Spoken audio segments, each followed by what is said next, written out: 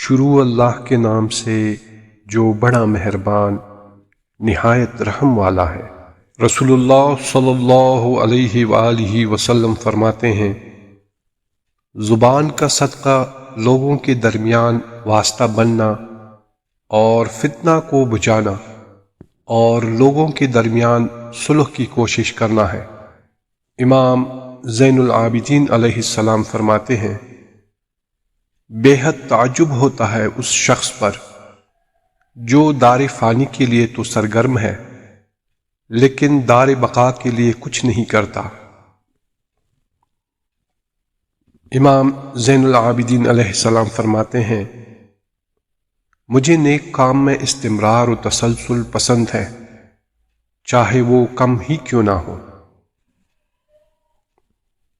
امام علی رضا علیہ السلام فرماتے ہیں، مومن جب ناراض ہوتا ہے تو اس کا غصہ اس کو گمراہ نہیں کرتا، اور جب وہ خوشحال اور راضی ہوتا ہے تو خوشحالی اسے باطل کی طرف نہیں لے جاتی، اور جب بھی اسے اقتدار ملتا ہے تو وہ اپنے حق سے تجاوز نہیں کرتا ہے۔ امیر المؤمنین امام علی علیہ السلام فرماتے ہیں، اپنے کانوں کو اچھی باتیں سننے کی عادت ڈالو، اور جس کے سننے میں تمہارے لیے بلائی نہ ہو اسے نہ سنو، کیونکہ اس سے دلوں کو زنگ لگ جاتا ہے اور ملامت کا سبب بنتا ہے۔ امام جواد علیہ السلام فرماتے ہیں، اللہ پر بھروسہ کرنا ہر قیمتی چیز کی قیمت اور بلندی کے لیے سیڑھی ہے۔ امام علی علیہ السلام فرماتے ہیں، آہستہ و نرمی کے ساتھ بولنے اور سلام کرنے کی عادت ڈالو تاکہ تمہارے دوست زیادہ بنیں اور دشمن کم۔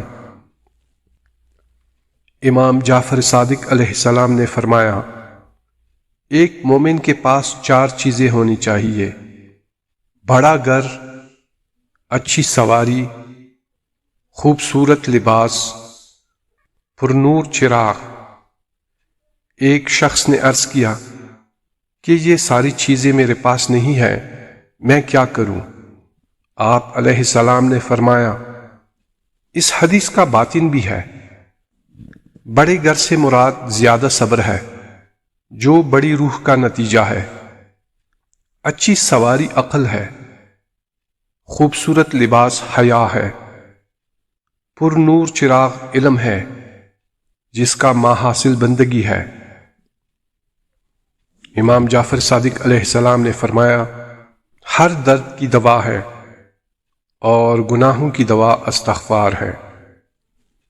امام جعفر صادق علیہ السلام نے فرمایا، جس کی زبان سچ بولنے لگ جائے اس کا کردار پاکیزہ ہو جاتا ہے، جس کی نیت پاک اور صاف ہو خدا اس کے مال و رزق میں اضافہ فرما دیتا ہے، اور جو گھر والوں سے حسن سلوک سے پیش آئے خداوند متعال اس کی عمر لمبی کر دیتا ہے۔ پیغمبر اکرم صلی اللہ علیہ وآلہ وسلم فرماتے ہیں، جو بھی اپنی بھائی کی عزت و آبرو کا دفاع کرتا ہے یہ فعل اس کے اور جہنم کی آگ کے درمیان حائل ہو جاتا ہے۔ حضرت امیر المؤمنین مولا امام علی علیہ السلام فرماتے ہیں، سب سے بڑی جہالت یہ ہے کہ انسان اپنی جہالت سے ناواقف ہو۔ اللہم صلی علی محمد وآل محمد۔